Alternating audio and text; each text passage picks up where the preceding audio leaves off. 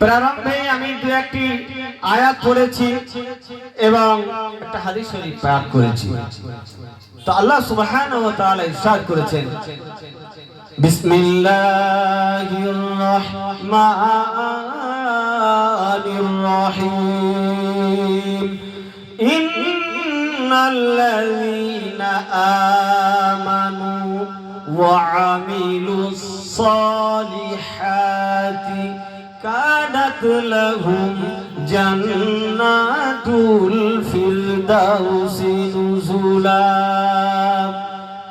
আল্লাহ সুবহানাহু ওয়া তাআলা কালামুল্লাহ শরীফের মধ্যে ইরশাদ করেছেন, অবশ্যই যারা ঈমান আনয়ন করেছেন, অবশ্যই যারা ঈমান আনয়ন করেছেন এবং নেক আমল করেছেন, আমি আল্লাহ পাক তাদের জন্য জান্নাতুল ফিরদাউস নির্মাণ করে রেখেছি। একটু জোরে বলুন সুবহানাল্লাহ। ইন্না ওয়াদাল্লাহি হাক্কুন, আল্লাহর ওয়াদা হলো সত্য। আল্লাহ সুবহানাহু ওয়া তাআলা ওয়াদা করলেন, অবশ্যই যারা ঈমান আনয়ন করেছেন এবং নেক আমল করেছেন, সৎ কাজ করেছেন, তাদের জন্য জান্নাতুল ফিরদাউস আল্লাহ পাক মুকররর করে রেখেছেন।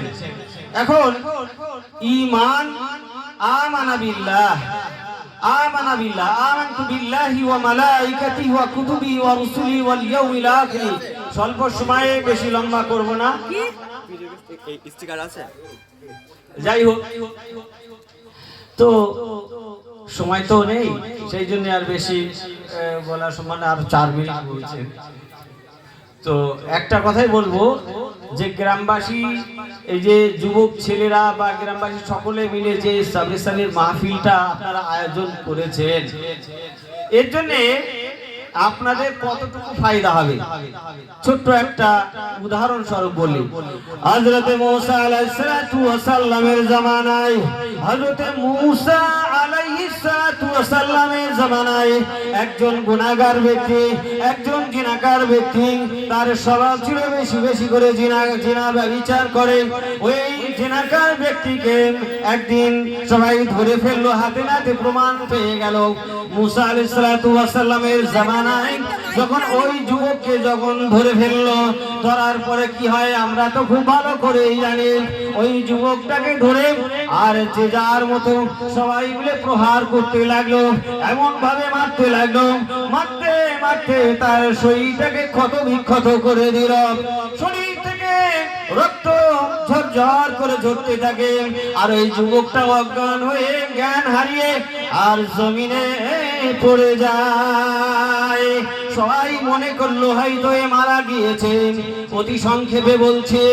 আর ওই যুবকটাকে ধরে সকলেই কি করলো, জঙ্গলে ফেলে দিয়ে আসলো। কিনা সিংহতে খেয়ে ফেলবে, বাঘে খেয়ে ফেলবে, হিংস্র প্রাণীরা তাকে খেয়ে ফেলবে, আর সে তার নাম নিশানটা দুনিয়ার বুক থেকে চিরতরে বিদায় হয়ে যাবে। তাকে জঙ্গলে ফেলে দিয়ে আসা হলো। কিন্তু দেখা গেল একদিন পর, দুদিন পর তার যখন জ্ঞান ফিরল, জ্ঞান ফেরার পরে দেশে তার পেটে খুব ক্ষুধা লাগলো, আর তার এই ক্ষত বিক্ষত জায়গা থেকে আর যন্ত্রণা হতে লাগলো, ওই যন্ত্রণায় কাতরাতে লাগলো। আর ওই সময়তে দেখছে আমাকে তো জঙ্গলের মধ্যে ফেলে দিয়ে গেছে, এখন আমি কি করব? আমার ভাইরা আমাকে দেখলো না, আমার সন্তানরা আমাকে দেখলো না, আমার গ্রামবাসীরা আমাকে নিল না, আমাকে জঙ্গলে ফেলে দিয়ে গেল। ওই যুবক তখন কি করলো? তিনি আল্লাহর দিকে অন্তরটা রুজু করে ইস্তিগফার পাঠ করতে লাগলো। আর আস্তাগফিরুল্লাহাল্লাযী লা ইলাহা ইল্লা হুয়াল হাইয়ুল কাইয়্যুম ওয়া আতুবু ইলাইহি, আস্তাগফিরুল্লাহ রাব্বি মিন কুল্লি যামবি ওয়া আতুবু ইলাইহি, লা হাওলা ওয়ালা কুওয়াতা ইল্লা বিল্লাহিল আলিয়্যিল আযীম। অজার নয়নে ক্রন্দন করতে করতে আল্লাহ পাকের দরবারে তওবা করতে লাগলো। তওবা করতে করতে এক সময় তার চোখের পানি থেকে আল্লাহ পাকের কুদরতি নজরটা পড়ে যায়। আল্লাহ পাক বান্দার দিকে তাকিয়ে তার চোখের পানিটা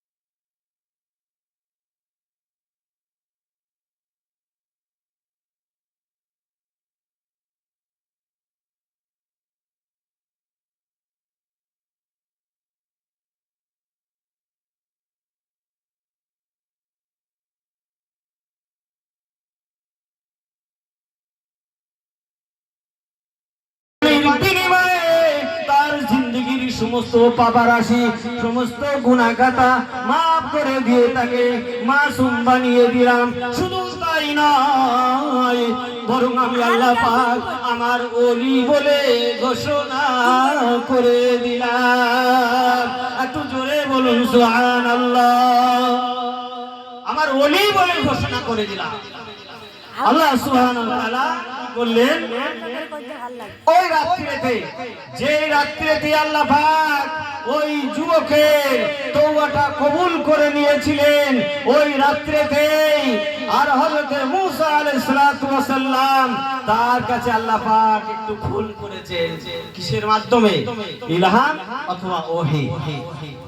ইতিমধ্যে কিছুক্ষণ পরে আর ওই যুবকটা ওই তওবা করতে করতে আর ইন্তেকাল হয়ে গেছে। আল্লাহ পাক হযরত মূসা আলাইহিস সালাতু ওয়াস সালামকে জানিয়ে দিলেন, এ মূসা, এ আমার মূসা, আমার একজন আল্লাহর ওলি, আমার একজন বন্ধু এই জঙ্গলের মধ্যে ইন্তেকাল করেছে। তোমার উম্মতদেরকে নিয়ে আর তুমি জঙ্গলে চলে এসো। আর এই জঙ্গলে চলে এসো। জঙ্গলে এসে আমার ওলির জানাজা তোমরা আদায় করো। হযরত মূসা আলাইহিস সালাম বললেন, আল্লাহ, মূসা আলাইহিস সালাম একটু গরম মানুষ ছিলেন, যে একটু রাগ একটু বেশি ছিল। মূসা আলাইহিস সালাম বললেন, আল্লাহ, আপনার ওলি ইন্তেকাল করেছেন, আর এই গভীর রাত্রিতে আমার উম্মতদেরকে যখন ডাকবো তারা বলবে তোমার আল্লাহ আমাদেরকে কি পুরস্কৃত করবেন, আল্লাহর ওলির জানাজা পড়লে আমাদের কি ফায়দা হবে? আল্লাহ সুবহানাহু ওয়া তাআলা এই সময় বলেছিলেন, ও মূসা, ও মূসা আলাইহিস সালাতু ওয়াস সালাম, তুমি শুনে রেখে দাও, জেনে রেখে দাও, যারা এই জানাজার নামাজে শরীক হবে, এই আমার ওলি এই যুবকের জানাজাতে দোয়াতে যারা অংশগ্রহণ করবে, তাদের জিন্দেগীর तमाम গুনাহ খাতা আমি আল্লাহ পাক maaf করে দেব। শুধু তাই নয়, বরং আমার এই যুবক গুনাহগার বান্দাটাকে যেমন আমি maaf করে দিয়ে মাসুম বানিয়ে দিয়ে, যেমন আমি একে আমার ওলি বলে ঘোষণা করে দিয়েছি, অনুরূপ ভাবে আমার এই ওলির জানাজাতে যারা শরীক হবে তাদেরকেও আমার ওলি বলে ঘোষণা করে দেব। একটু জোরে বলুন সুবহানাল্লাহ। হযরত মূসা আলাইহিস সালাম নিজের কওমকে ডেকে বললেন, হে আমার কওম, তোমরা শোনো, আল্লাহ সুবহানাহু ওয়া তাআলা ইরশাদ করেছেন তার একজন ওলি ওই জঙ্গলে মরে পড়ে আছে, তার জানাজাতে তোমাদেরকে শরীক হতে হবে। এটা আল্লাহ পাকের হুকুম, এটা আল্লাহ পাকের নির্দেশ। চলো সবাই আমরা আল্লাহ পাকের ওই ওলির জানাজাতে শরীক হয়ে যাই। হযরত মূসা আলাইহিস সালামের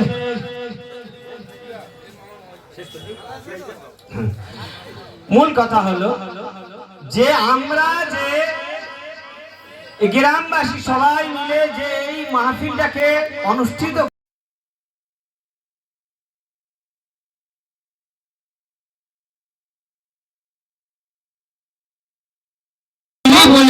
এখানেই থাকবে যাদের চোখ আছে যাওয়ার তারা দেখেছে, যাদের